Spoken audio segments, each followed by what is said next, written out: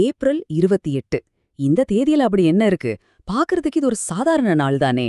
ஆனா கணித வரலாற்றுல இது ஒரு தங்க நாள்னு சொல்லலாம். அது ஏன் அப்படிங்கறத பத்தி தான் நாம இப்போ விலாவாரியா பாக்க போறோம். பாருங்களேன், இதே ஒரு தேதியில வேற வேற நூற்றாண்டுகள்ல வேற வேற நாடுகள்ல வாழ்ந்த சில அற்புதமான மூலக்காரங்க நம்ம உலகத்தையே மாத்தி அமைச்சிருக்காங்க. அவங்க ஒவ்வொருத்தரோட கதையையும் நாம இப்ப ஒன்னொன்னா பார்க்கலாமா? நம்மளோட முதல் டைம் டிராவல் 1831ஆம் வருஷத்துக்கு போகுது. நம்மளோட முதல் புதிர் ரொம்ப சிம்பிள். நாம தினமும் பாக்குற முடிச்சுகளுக்குள்ள ஒளிஞ்சிருக்கிற ரகசியம்தான் அது. எப்பவாச்சும் யோசிச்சு பாத்திருக்கீங்களா? இந்த சாதாரண கேள்விக்கு பின்னால ஒரு மிகப்பெரிய கணித புதிரும் அதை அவிழ்த்த ஒரு மேதையும் இருக்காங்க.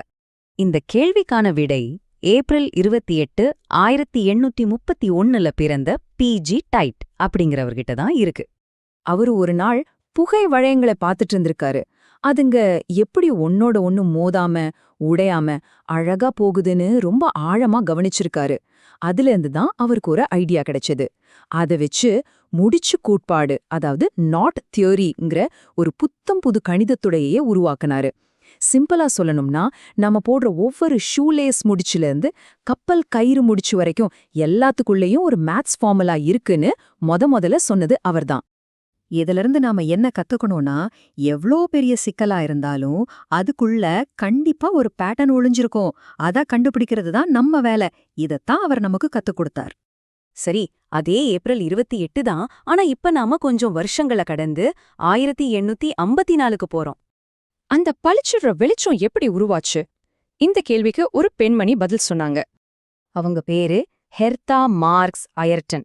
அவங்களும் இதே ஏப்ரல் 28ல தான் பிறந்தாங்க. அந்த காலத்துல எலக்ட்ரிக் ஆர்க்ஸ் ரொம்ப அன்ஸ்டேபிளா, அதாவது நிலையா இல்லாம பயங்கர சத்தத்தோட இருந்துச்சு.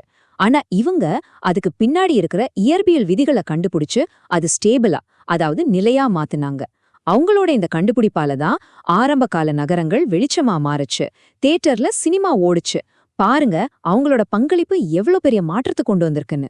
சுருக்கமா சொல்லப்போனா, ஒரு சின்ன மின்னலுக்குள்ள இருந்த ரகசிய ரூல்ஸை கண்டுபிடிச்சு அதை எப்படி கண்ட்ரோல் பண்றதுன்னு நமக்கு கத்துக் கொடுத்தாங்க.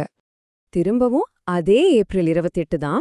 ஆனா இப்போ ஒரு 14 வருஷம் கழிச்சு வேற ஒரு நாட்டுல இன்னொரு பெரிய ஜீனியஸ் பிறந்தார். வாங்க அவரை பத்தி தெரிஞ்சுக்கலாம். நாம தினமும் யூஸ் பண்ற இந்த டெக்னாலஜி நமக்கு பக்கத்துல இருக்கிற இடங்களை நொடி பொழுதுல எப்படி கண்டுபிடிக்குது? இதுக்கு பின்னாடியும் ஒரு செம மேத்ஸ் இருக்கு. இந்த ஆச்சரியமான டெக்னாலஜியோட ஆணிவேர் யாருன்னு பார்த்தா, அது ஏப்ரல் 28, 1868ல பிறந்த ஜார்ஜி வொரோனாய் அப்படிங்கிறவரோட கண்டுபிடிப்பு தான். அவர் ஒரு மேப் எடுத்துக்கிட்டு அதுல இருக்கிற இடங்களை எந்த புள்ளிக்கு எது ரொம்ப பக்கம்னு பிரிக்கிறதுக்கு ஒரு வழியை கண்டுபிடிச்சார்.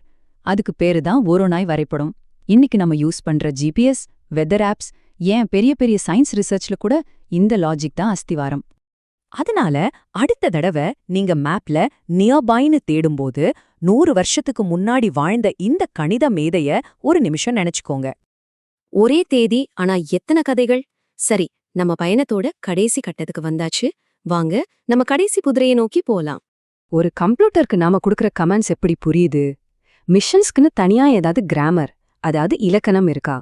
இந்த கேள்விக்கு பதில் சொன்னவர் கார்டன் பிரெஸ்டன். ஆச்சரியமா இல்ல? அவரும் இதே ஏப்ரல் 28ல தான் பிறந்தார். 2வது உலகப் போறப்போ ரகசிய கோட்ஸ உடைச்ச தன்னோட நண்பர்களை பார்த்து இவருக்கு ஒரு இன்ஸ்பிரேஷன் வந்துச்சு. அதனால செக்ரூப்ஸ் அப்படிங்கிற ஒரு கணித அமைப்பை பத்தி ரொம்ப ஆழமா ரிசர்ச் பண்ணார். இந்த செக்ரூப்ஸ் தான் கம்ப்யூட்டரோட இலக்கணம்னு சொல்லலாம். ஆமா, கம்ப்யூட்டர் சயின்ஸ்க்கு தேவையான அத்தனை ரூல்ஸும் இதுதான் கொடுக்குது. ஒரு கம்ப்யூட்டர் எப்படி யோசிக்கணும், ஒரு கமாண்டுக்கு எப்படி பதில் சொல்லணும்னு கத்துக் கொடுக்கறதே இதுதான். நீங்க யூஸ் பண்ற ஒவ்வொரு ஆப்புக்கும் விளையாடுற ஒவ்வொரு கேமுக்கும் பின்னாடி இந்த கணித இலக்கணம் தான் வேலை செஞ்சிட்டு இருக்கு. ஓகே, நாம 4 மேதைகளை பத்தி பார்த்துட்டோம். ஆனா இவங்க எல்லாருக்கும் பொதுவா என்ன இருக்கு? இவங்கள ஒன்னா இணைச்ச அந்த ஒரு விஷயம் என்ன? நாம இன்னைக்கு சந்திச்ச எல்லாரும் வேற வேற நூற்றாண்டு, வேற வேற நாடு. ஆனா அவங்க எல்லாருமே ஒரே ஒரு கேள்வியை தான் கேட்டாங்க. இந்த குழப்பத்துக்குள்ள என்ன பேட்டர்ன் இருக்கு? அவங்க அந்த கேள்வியை கேட்டதுனால தான் இன்னைக்கு நம்ம கையில ஜிபிஎஸ், நவீன கரண்ட், கம்ப்யூட்டர் கோடோட அடிப்படைன்னு எல்லாமே இருக்கு. அப்போ ஒரு கேள்வி வருது இல்லையா? இன்னைக்கு இந்த நிமிஷம் கண்டுபிடிக்கப்படுற ஏதோ ஒரு கணித ரகசியம் இன்னும் 100 வருஷம் கழிச்சு நம்ம உலகத்தையே மாத்தி அமைக்க போகுது. அது என்னவா இருக்கும்? கொஞ்சம்